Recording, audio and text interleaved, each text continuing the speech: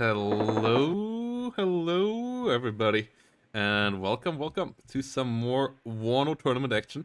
And before we jump into the game, a bit more foreshadowing to events to come, as we want to have the 5th SDL charity tournament on the 17th of March with the WARNO edition. So all of you who are interested in that, you should come around for this as well. You can find all of it on playsdl.com. And then next week, we already have the next WARNO Monthly, and I loaded up the wrong one because that's not the March one. The March one will be in the Terrible Division format, which is pretty funny because you built the worst deck possible because your opponent will have to play it. And if you're interested, everything can be found on playsdl.com as always. And then also, please don't forget the top 5 top 5 units vote as well, guys. But yeah, let's jump in here and let's say hello to Chloride as well, everybody. Hello, everybody. We are here looking into Vertigo with Tortique versus Goldenpanzer 30. Goldenpanzer 30 currently playing my favorite ladder division, 27th Guards motor rifle. This is the high-tech Soviet division. This is the one that gets the better missiles. This is the one that gets large amounts of T-80BVs, the really heavy ones. And this is the one that doesn't get an amazing opener, which means that they have to use the Spetsrazvedka, not special forces, not close quarters, specializing Spetsrazvedka GSR units as basically ersatz forward deployment units. On Vertigo, you can see that these very long-range distances need to be crossed early, and so that a defensive division, such as the Goldenpanzer's one, can build up the critical mass of equipment on board. And how do you think that this opponent Tortique is going to deal with this toss? It seems that he's already doing the 3 Rangers with helicopters to try to wrestle these close quarters away from Goldenpanzer. It's a pretty low unit saturation opener here for sure. A good couple of expensive ground units. We might see some planes here coming in early on as well. As we see the Rangers start with the Blackhawk, the 1 speed that the 8th has, as they have otherwise also a lack of strong forward deployer unit. Their LRS of theirs are pretty expensive for their combat values as well. But the Rangers obviously pretty strong, though nowadays quite expensive as well. So it's gonna be interesting to see how much the Rangers can do before maybe being bombed, maybe being shut down by some BMP3s, or if Tortique cannot hold on to Charlie and Delta early on here. So we can see a single F-16 200-point ASF coming out with facing the MiG-29 from the east. Something I realized is that no Bradleys, no TOW-2 launching long-range recon vehicle Bradleys are out here. Tortique is using these cheap M150 older generation, only good optics units. Meanwhile, the MiG-29 is getting shot, and neither of the players getting air superiority for now. Yeah, but it seems like the budget recon opening speaks of the investment that Tortique wanted to do to the special forces push, which is currently fighting against the Spetsrazvedka. Yes, Conquerors M, they're pretty optimistic with the forward deploy. Motostrelkis and the BMP2s coming up as well, though. If the Ranger Dragons can get their Dragon 2 on top of the BMP2, that would be pretty painful. Motostrelka now unloading. LRS gonna win against Spetsrazvedka and the CQC, as they have the better rifles with the Colts. But the Dragon is hitting the BMP2 already, and the fire support is done. Half of the fire support is done. Only another BMP3, which is immediately pushing out of the Dragon's Special Forces ATGM range. So we can see that the Motostrelki and the Spetsrazvedka are holding for themselves, but mostly only because they are only engaging the LRS which is now running away. The thing that the Rangers and the LRS have in common is that they are both special forces units, and they have submachine guns or carbines. Which means that these weapons have a salvo length of 8, which means that every shot they fire 8 rounds, whereas the AK-47s or the 74s only have a salvo length of 1, which means that in this close quarters situation, these Rangers, especially with their high veterancy, are going to punch way above their weight. The F-111 here, really unfortunate. Does miss the target with the LGBs. Gets hit, so that one, pretty heavy investment for a unit that will be out of the fight for a long while now. The ADB-VK trying to hold out here against M150s. Scouts pushing in the south as well, but I'm surprised that Tortique tries to push down here, as obviously no real fighting forces there. The M150s are more of a recon unit, so the fight really more important here in the north at the moment. And we have an interesting helicopter coming in here with the Mi-24V. Ooh. Hold on. Oh yeah, here it is. There is something. I was looking into the players' visions currently, and the Goldenpanzer's mistake here might be that most of his units are in this small area in which Tortique has vision, whereas Goldenpanzer has very little vision of any units of Tortique. This means that currently, when they're opening and starting up their mid game, Tortique will be able to buy units with better understanding of where his opponent is committing. The Ranger Dragon getting hit over here. M1 Abrams trying to hit the Motorstrelky. Will be quite interesting. It's down in the south. Motorstrelker pushing forward as well. Can they push out the Stinger? Well, we have more Itos coming up from the rear. Oh, M150. Can they find some important Ito side shots on the TADBV? They can find the side shot. They get the stress out. TADBV is not turning. It is not turning. It is taking a second hit into the side.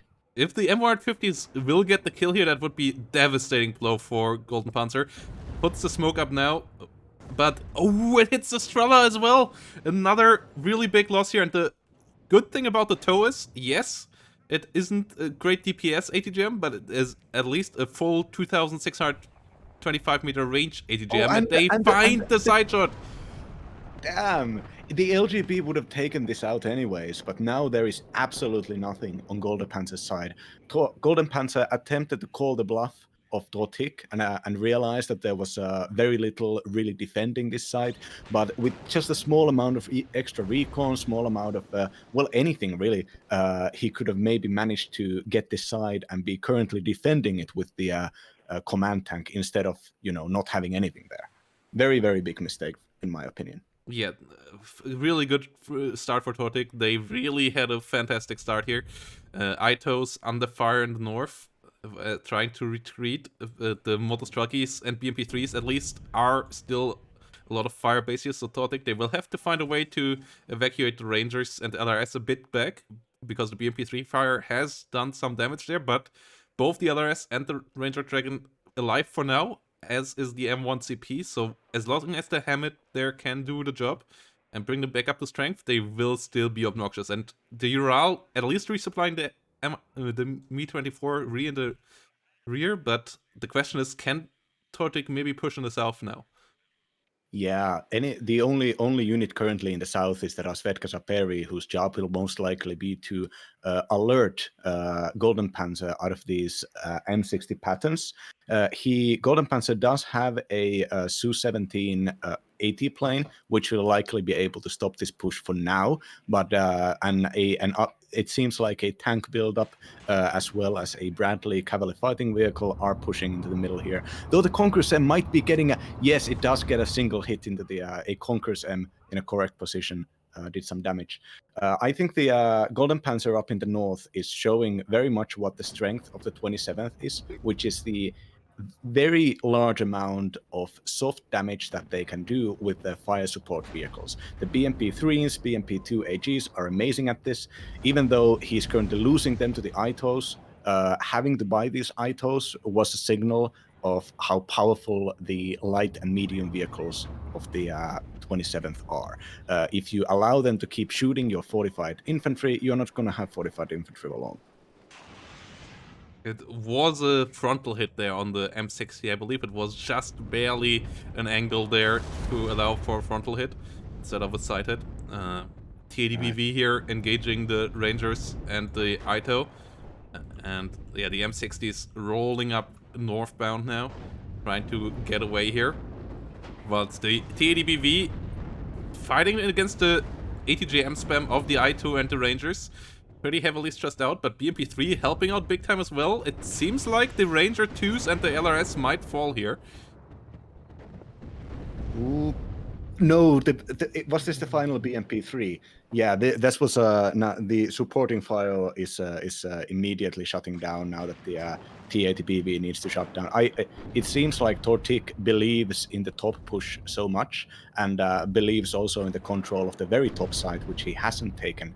Put a command vehicle in, because he has not moved at all in the south and has allowed Goldenpanzer to sort of stabilize by buying reinforcements and setting up defenses in the south here. Yeah, Mi-24 flying in the skies, MiG-29 giving cover as well. I'm surprised we haven't seen artillery on either side, especially I feel like for Goldenpanzer, any kind of artillery to break this Ito Ranger position that Tortic has on the other side would be quite helpful. Motostrelkis pushing up there, finding the Rangers. That's not gonna be good for the Motostrelkis though, as the M60 is now doing exactly the same job that the BMP3s did on the other side before, giving great fire support. And ooh, MiG-29. MiG-29 goes out and gets shot down. Meanwhile, another LGB bomber as well as a Black Hawk moving out from the Americans here. Yeah, the F-111's really important fire support, and I feel like Tortic, they are really doing it fantastically, whilst Goldenpanzer lacking on that fire support kind of thing. Like, either bombers or artillery is always kind of needed to win the city fight, and they don't have either at the moment, and they just don't have the fire support to break ATGMs immediately, which is like the third way you can do it, but usually you need artillery, bombs, or a lot of BMPs to break ATGM positions like the Ito, otherwise you will bleed out on IFVs like we just saw earlier here. Yes, the investment specifically in ITOs instead of TOW2s, which are significantly more vulnerable, significantly more valuable, but also way less expendable. Having these cheaper ITOs, which are capable of fighting off everything, but not necessarily doing the kind of top tier long range sniping. This is a purposeful tactical choice, because when you're playing 27th, overwhelming the enemy's ATGM positions is essential. Having rangers with their special shock resistance and whatever they get from the special forces trait also makes it so that they are simply more resistant to the incredible amount of stuff that they Soviet tanks can bring out in a fast fashion, you know. But obviously, shooting the Rangers with something like an LGB bomber, the stress is not really relevant there. So there is a tactical option that can be taken to remove special forces and other overpowered bullshit units. Yeah, BMP3 now getting to engage the M60s. M60s find a hit on the frontal armor though, get a penetration, get a lot of stress, and another F-111 here coming around, finding the recon unit in the south. The F-111 air superiority here is gonna be a problem. Losing the MiG-29 really starts to be a pain here, as the F-111 will come around one more time, and it might find another good target here, as they have 4 bombs, only dropping 2 at a time, so they can find 2 enemy units with 1 run, which really makes them extra dangerous. Yes, 3 additional veteran mechanized rifle infantry put up by Tortique. This is the excellent 11-man ATGM-equipped American super squad that the 8th Infantry gets. And they are going to dig in really hard into the town there. Meanwhile, Tortique also gets the final point and starts getting building a very strong points advantage for the mid game now. Yes, and I feel like we need to see some artillery now from the 27th here. Either some sort of MLRS or the super accurate Acacia with guided ammunition, which could also lay ruins to all these buildings, and then you can deal with that over time. Plus, 8th doesn't have any of the ITOs out yet, so even bombers would have a pretty easy time getting through here. As The this, iHawks, you mean? Yes. yeah, iHawks. Yes. Exactly. Like the Apple iHawk is not on the field yet, and we there is room to deal with that. Yeah, it really does seem like the 8th Infantry, the reason why we so often recommend newer players to play it is that it just has so many good units. And the biggest problem you have with 8th Infantry is, do I have all the good units on board? If you lose them, then you don't have the good units on board. But currently, being able to micro his expensive starting units as well as reinforce them with more valuable veteran infantry and strong fire support tanks, it really does seem like something. The amount of Americans needs to be reduced on the field. Otherwise, this push will never work. There is a certain point of fortification which cannot be beaten simply by BMP3s. Not when there are openly LGB bombers hanging around, and now a 200mm cannon coming out of Tortique to fortify even more. Offensive artillery is not on the field yet. M110 really starting to rig on the hits here on the Strela. Strela will have to get out of there. Will barely survive. That's the danger of that artillery. Once you get a second one online, a barrage hitting an enemy target usually kills it. Strela now also routed for a long while, so F111s with LGBs might be extra efficient now again. We have a lot of BMP3s now, but the T-80BVs are even more important here, I believe. If they can find the Bradleys, if they can find the the M60s, it might be a good time here. But Ito's on top of the BMP3s already. BMP3s having a tough time. T-80BV does fall to the M60 swarm, and this is not looking well. Second T-80BV falls. Yeah, the well-entrenched position here in the town. A bit too much right now, and it is not looking good for Goldenpanzer.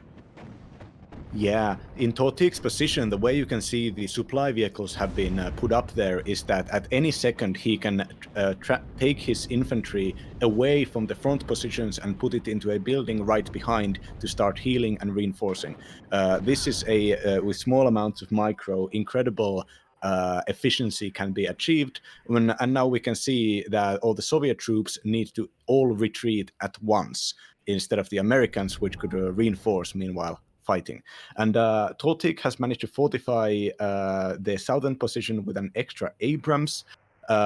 Meanwhile, there is nothing that is being done with aggression is working for Goldenpanzer. Every single attack is going into the most fortified location in WARNO history, basically. Yes, you really need fire suppression. This is a perfect show of why, both in real life and in WARNO, you want to have some sort of suppression fire on the enemy position before you run in with your push, because if the enemy is not stressed out and they can just hit you if they have buildings that are fortified and sitting in, then you need. We see a significant the column is moving via south. I think this is a Hail Mary attack coming from Goldenpanzer, who realizes that there is no way this is going through. Meanwhile, Tortique sees this with his LRS long-range spotting troops and is moving his reserve of M1A1 Abrams, the top American, not necessarily, but almost the top American tanks,